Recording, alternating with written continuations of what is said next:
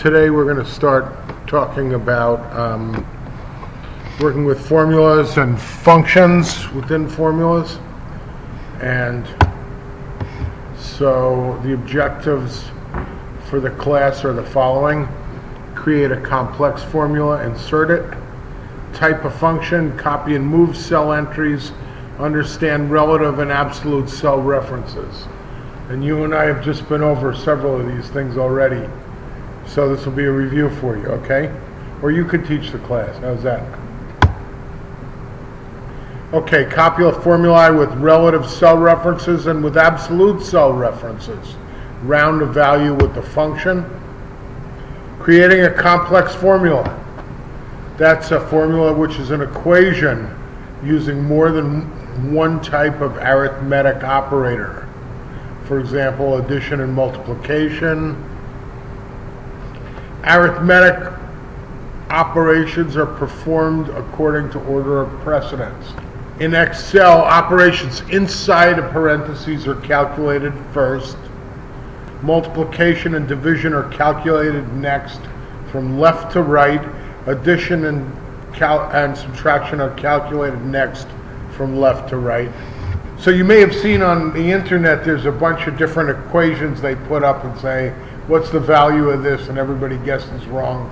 And the reason they're guessing wrong, or some of them do it right, but the reason they often do it wrong is because of the order of precedence. And they don't do the division and multiplication first. Actually, they don't do the parentheses first. But if you follow that, you have a pretty standard way of expressing things. Let's take a simple look at why order of precedence is important. Here we have a statement equals 2 times 4 plus 3. Now, if we add the digits first, 4 plus 3 is 7 times 2 is 14. So 14 was one answer, and as you can see, another answer is 11, which is the correct answer. Why is that? Because first we multiply 2 times 4 is 8, plus 3, 8 plus 3 is 11. So we have 11. Let's look at how putting parentheses around numbers can change the value of the statement, the equation. Here's an equation I just randomly typed out using multiplication, division, addition, and subtraction. And the value of this equation is 79.3913. Okay, so now let's go and start adding just some parentheses to this. So when we add this parentheses around the 3 plus 4, instead of 79, this value is 93. When we add another parentheses around the 5 minus 14, the value changes to 58.869. Add another set of parentheses.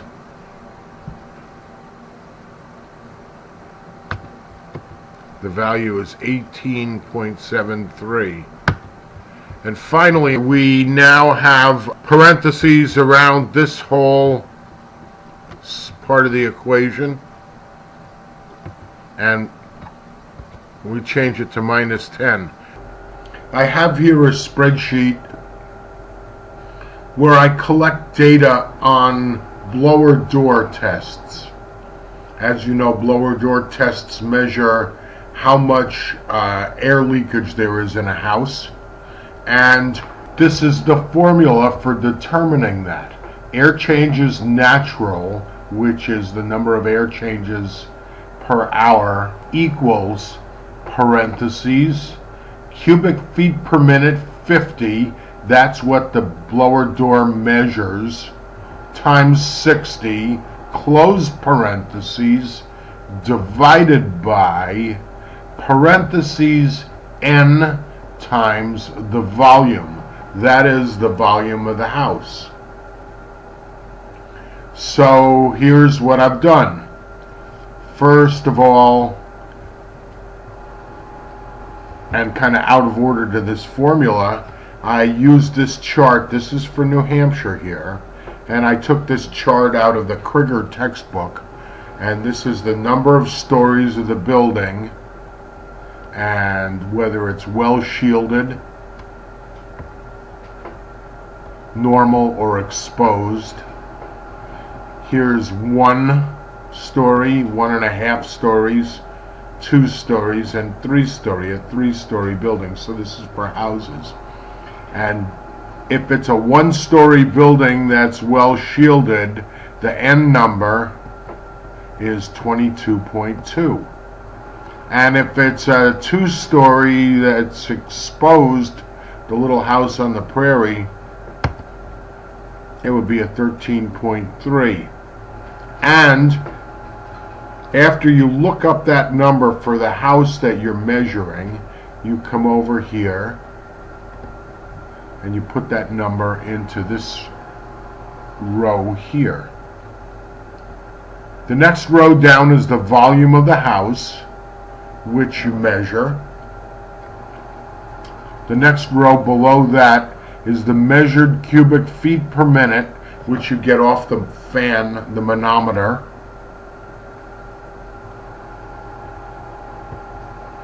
And then the calculated air change is natural. And how do we calculate that? How do we go from this number here to a 0.17 or a 0.54? Let's look. By putting that in there just like this. Well, this should have here a parentheses.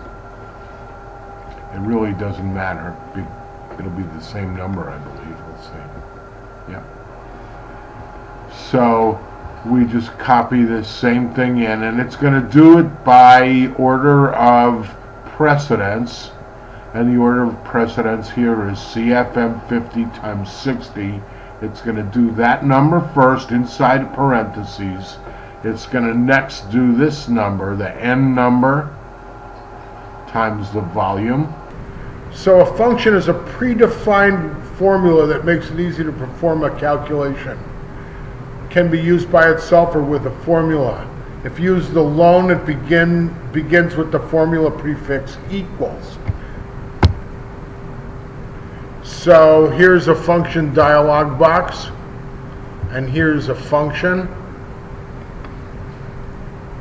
fx there, that's the function. Here's the insert function button. Here's the argument. And here's the description of the format, and we'll look at those in more detail in a minute. A function can be typed manually. You must know the name and initial characters of the function. Can be faster than using the insert function box. While manually typing a function, it is necessary to begin with the equal sign.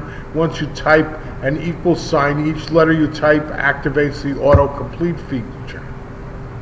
So here's the maximum function, and we have max and then the number 1, number 2, number 3. That shows you the form it's going to be in. So let's see if we could do this. So let's try adding a function to a spreadsheet. Here's the function key, as you saw in the PowerPoint. If we click on that, down here the first one it shows us is the if function. So let's try that. We double click on if, and it gives us this set of boxes here. So look at this. Logical test. So let's say if B2 is greater than 10,000, we're going to tell them they get a bonus. And if it's less than 10,000, let's put in a message saying consider looking for a new career. Okay, too long, so let's format that cell there with a wrap text. And now we can copy this. Control C, highlight, Control V, And for each one it tells us, are you getting a bonus, or should you consider looking, oops, I put that in the wrong place, but that's okay here. So see, I put that under commission instead of under bonus. So what do? Of course, this will never happen to you. Highlight that, Control X, Control V. See, and it moves it all over. Okay, now let's look at the commission. Commission, let's say they get 15%, so this equals what they sales totaled for the month times 0.15. Okay, so now again, Control C, Control V. There we have their commissions. So we hit the function button. If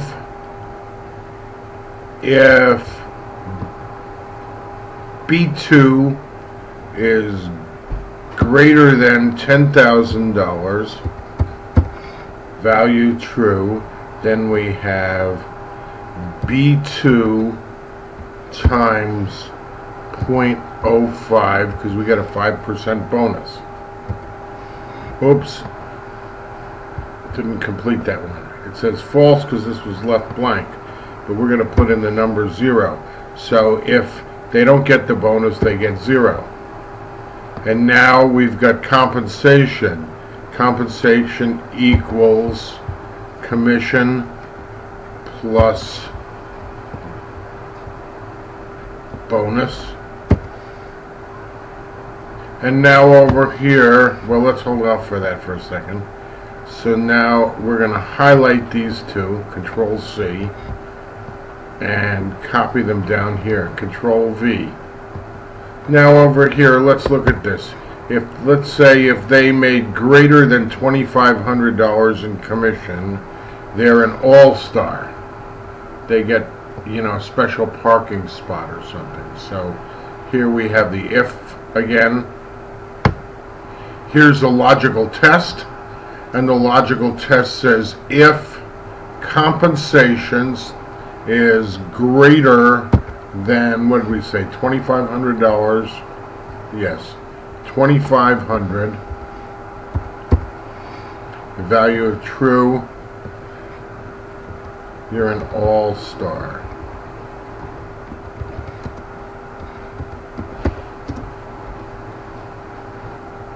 And they get a parking space.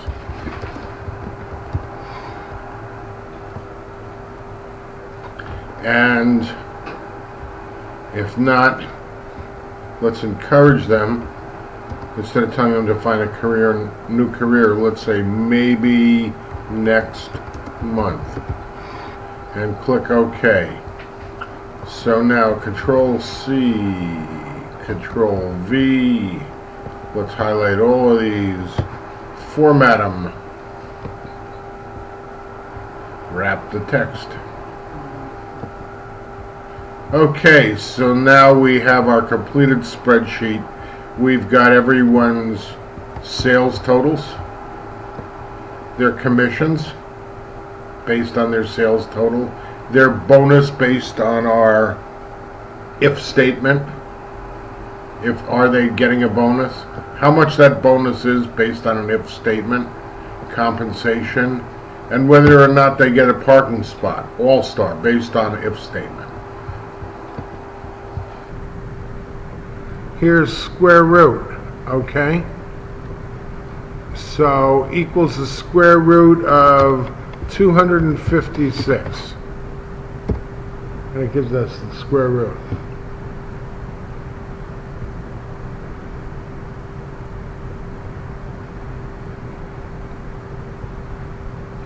Okay, 234.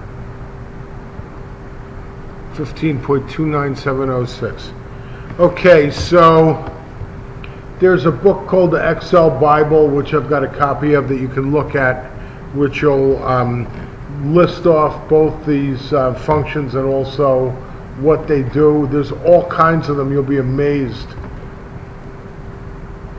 Copy and move. You can cut, paste, copy. Office clipboard temporarily stores. So here, if I want to copy this, I can go up here and I can go home,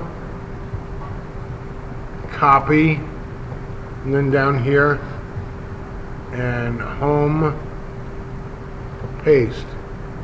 I can also go down, you can't see this, but Control C is copy, Control V is paste,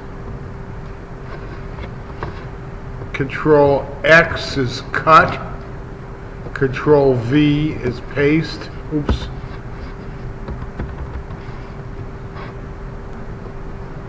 Control C is copy, Control V is paste.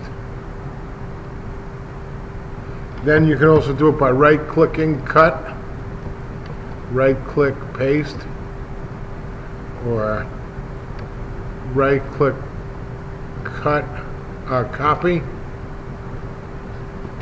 paste. Suppose I want to make a lot of copies. Suppose I want to copy this numerous times. Go right here, Control C, highlight, hold my finger on the click button, the left click that would be. This is where I want to paste it. Now go Control V, and that pastes it in.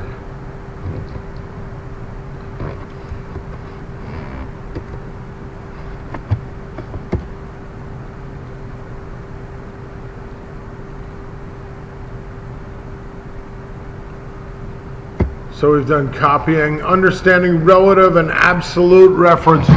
Okay.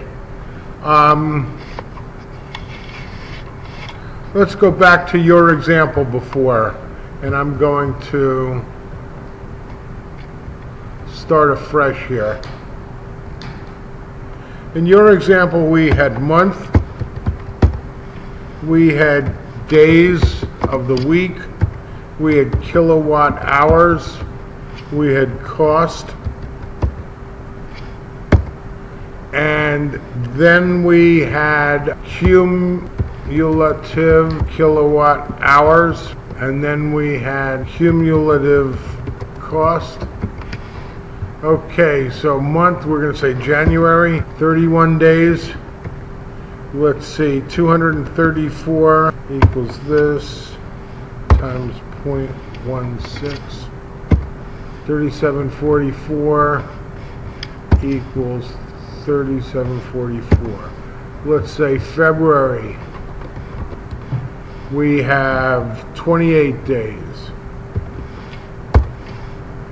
And we have 221.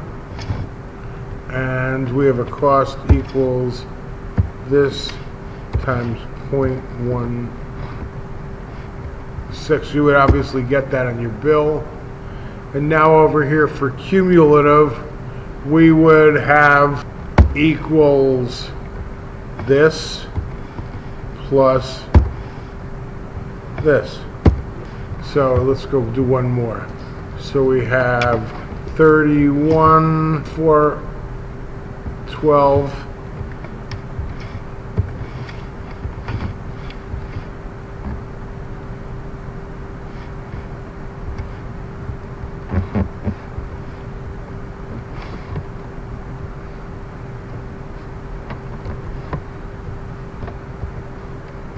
okay, so if you look at these numbers here, I copied this, I copied this.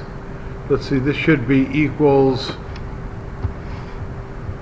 D3 plus, let's see here. When I go controls, so each time this is adding the previous monthly cost. So if I look here, I see that it's D3F2, and here D4F3, and let's do one more. 3389 equals .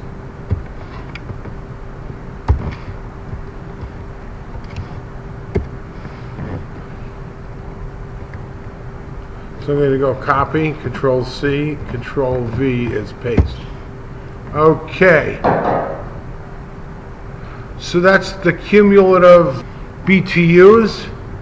Let's do the same thing over here for cumulative cost. Equals 37 equals this plus this.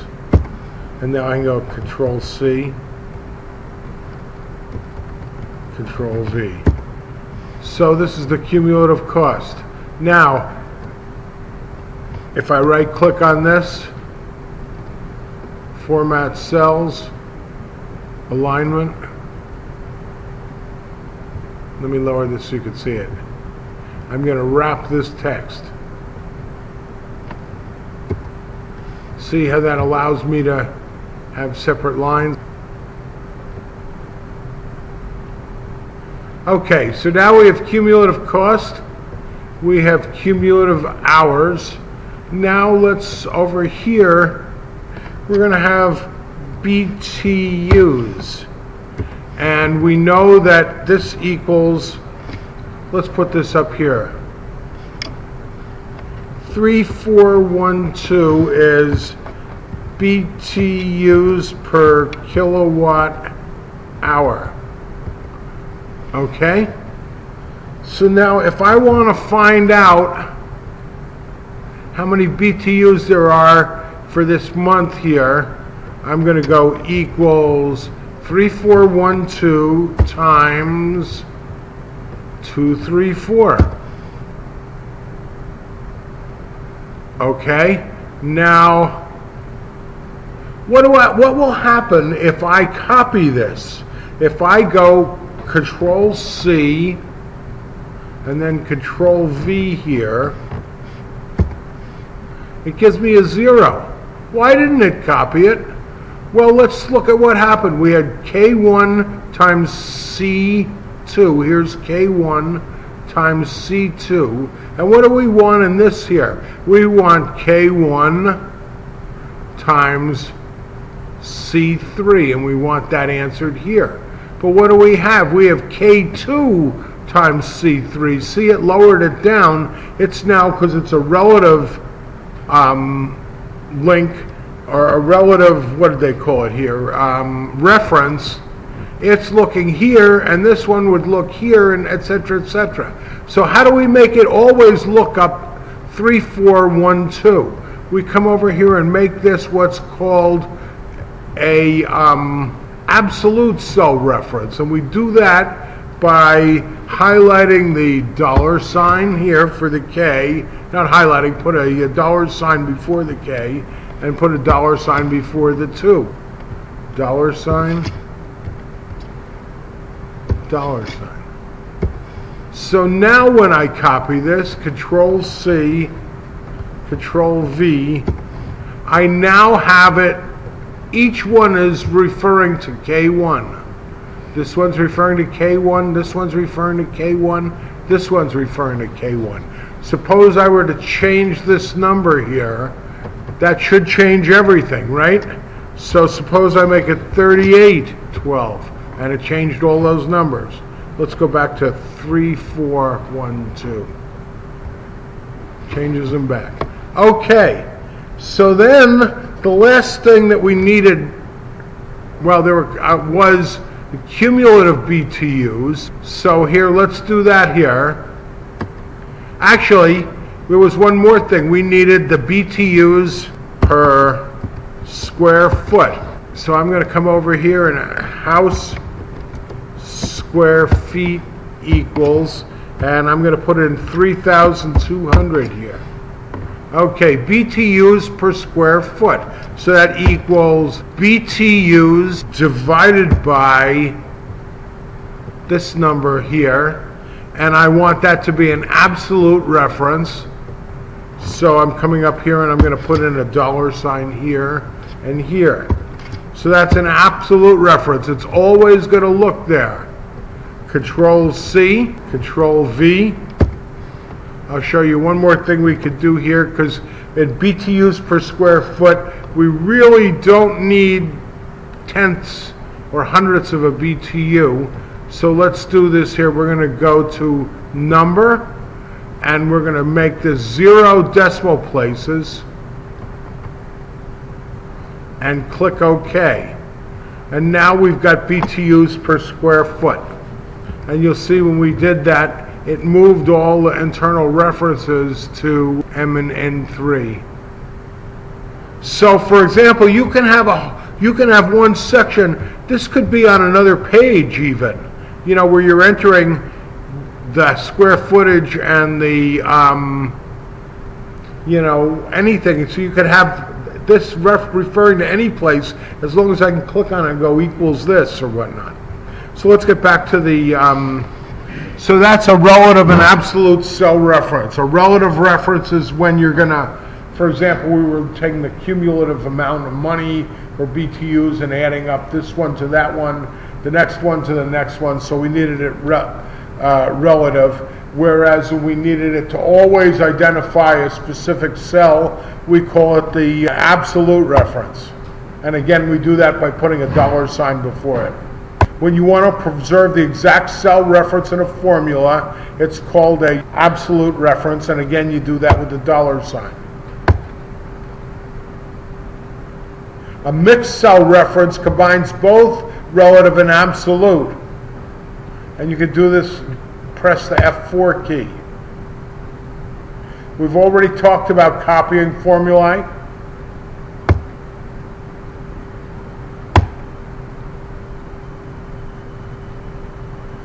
And again, you can copy a formula with references in it the same way you would copy anything else.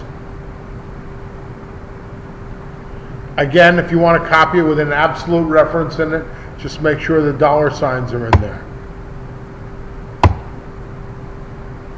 Cells containing financial data are often easier to read if they contain fewer decimals. Use the round function to round down your results.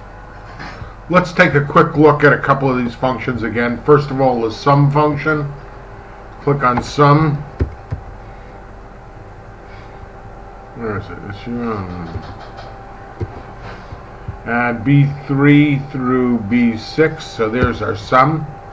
Now suppose I want to round that. I'm going to go over here, I click on this, I click on round. Okay, and I can round B7, and let's round it to 2 digits. And there we have it, 11.11. Okay, let's try it another way. Let's come over here and let's start with the round function. And inside that round function, what do we want to round? We want to round the sum of B3, B4, B5, and B6. And this time, let's round them to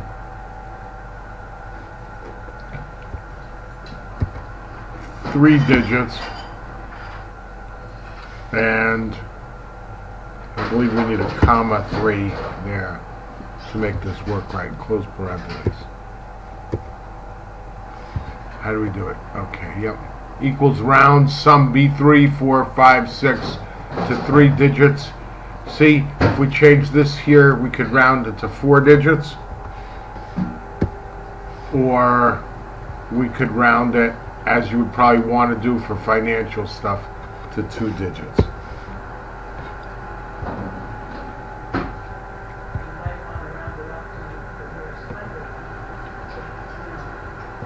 There are always going to be things in Excel that you don't understand, that you don't know, that you are capable of learning. And one good way of learning those things is through YouTube. If you go on YouTube and search on a question such as, I searched on the function round, the round function, and I came up with this link, and it was quite good actually. So you should watch this specifically to understand round, and then as you look at other functions or other things in Excel, and if you don't understand them, by all means go to YouTube and look them up. There will be a series of YouTube links on Blackboard related to topics in this class too. So you can move the cell entries, understand relative and absolute references, copy the formula with relative cell references, with absolute cell references, and round a function. Okay, for next week, I want you to, did you complete A last week or B?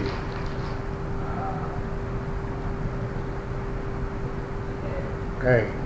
You might as well, okay, go ahead, read the chapter B and do the worksheet at the end.